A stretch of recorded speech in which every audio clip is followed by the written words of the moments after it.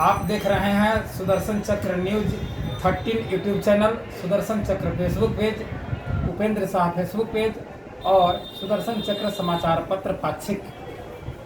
मैं अभी उत्तरी पश्चिमी दिल्ली के किराड़ी विधानसभा क्षेत्रांतर्गत इंदर एन्क्लेव नामक कॉलोनी में उपस्थित हूं, जहां मेरे सम्मुख उपस्थित हैं अवकाश प्राप्त पदाधिकारी श्रीमान आलम सिंह जी। अभी देश में चर्चा का विषय बना हुआ है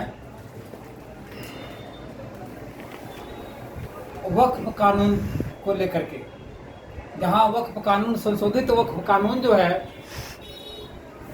को लेकर के बहुत सारी पार्टी के लोग, दूसरे पक्ष के लोग यानी मुस्लिम पक्ष के लोग सुप्रीम कोर्ट में पहुंचे हुए हैं।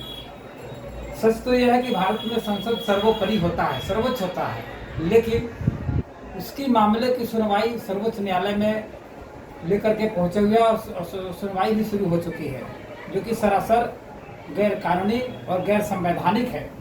फिर इसी विषय पर मैं श्री आलम सिंह जी से जानना चाहता हूं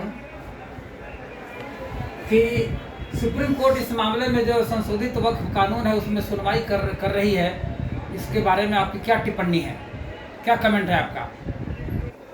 ऐसा है कि केंद्र के बने हुए कानून को सुप्रीम कोर्ट का अधिकार नहीं होना चाहिए, क्योंकि सरकार जब कानून बना देती है तो वो पूर्ण तरह कानून बन जाता है। अगर सरकार के बनाए हुए कानून को सुप्रीम कोर्ट अगर डिस्टर्ब करेगा तो संसद का तो कोई मामला ही नहीं रह गया, फिर तो सरकार का तो कोई दायित्व ही नहीं रहा। हाँ, ये जरूर है कि शुरू में जो नियम लागू होते हैं, कानून लागू होते हैं तो बुरा लगता है। उदाहरण के लिए जम्मू कश्मीर 370 धारा जब हटाने की बात आई तो बहुत सारे लोगों ने विरोध किया।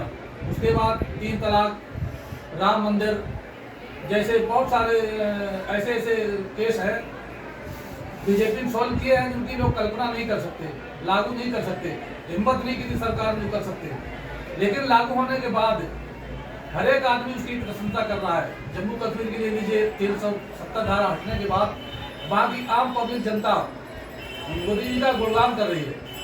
आने वाले समय में वक्फ बोर्ड कानून लागू होने के बाद जो गरीब है, दबे हुए हैं लोग, असहाय हैं, उनको उसका फायदा मिलेगा। अभी तो वक्फ की प्रॉपर्टी पर केवल कुछ ही लोगों का अधिकार है, जिनको ज़्यादा दर्द भी हो रहा है इसको लागू होने से, लेकिन इसका सबसे ज़्यादा फायदा गरीब लोगों को मिलेगा, जिनके पास कोई साधन नहीं है, कोई भूमि नहीं है या कोई व्यवसाय नहीं है, विधवाएं हैं। इससे आने वाला पैसा जो आएगा उसका लेखा जोखा रहेगा, पूरा डिजिटल रहेगा। तो जब लाभ मिलेगा तो 2 साल, 1.5 साल के बाद, 1 साल के बाद, 6 महीने के बाद यही लोग उसकी भी प्रशंसा करेंगे। सरकार कोई नियम लागू करती है तो अच्छे के लिए लाती है, भले कभी कभी 100% में 1-8% कभी कोई निर्णय गलत हो, लेकिन ऐसा नहीं होता है। अच्छे के लिए नियम कानून लाए जाते हैं। कांग्रेस पार्टी कहती है कि भैया हम संविधान को मानते हैं, कानून को मानते हैं, न्यायपालिका को मानते हैं, सम्मान करते हैं न्यायपालिका का। क्या आपकी नज़र में कोई ऐसा मामला है कि जिसमें